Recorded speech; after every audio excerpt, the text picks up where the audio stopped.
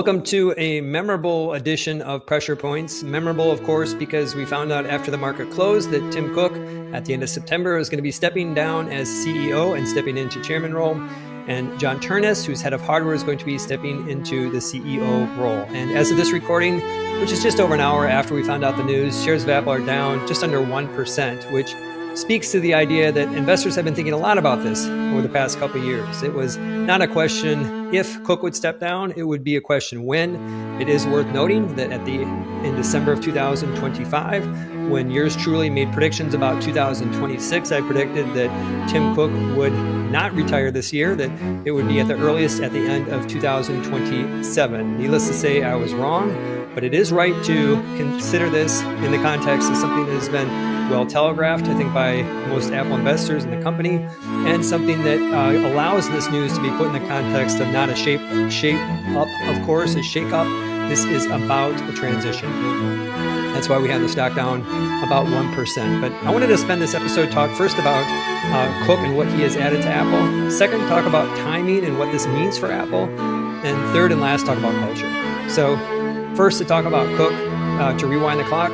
Back in 2011, when he took over, the business was doing just over $100 billion, going after what will be this next 10 years transition towards AI. The last piece I want to cover is culture. And this is the part which allows me as an Apple investor, Deepwater as an Apple investor, to sleep well at night. And ultimately, what Jobs did so well with Cook was to create this very well-known transition.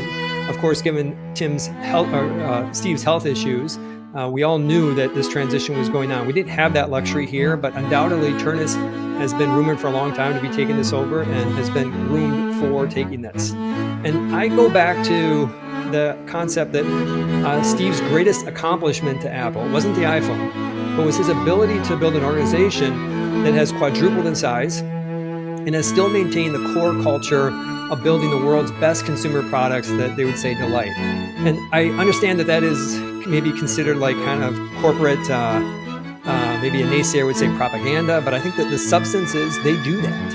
And Cook has shown that ultimately they can grow the business and maintain that culture. And because that culture is so strong, and because Turnus has been with Apple for 25 years, undoubtedly that attention to detail won't be compromised. They will continue to pursue that as their number one goal as they start to really flex and bring on new people and new talent to really go after what will be an AI first world. And so I applaud Tim for all that he has done.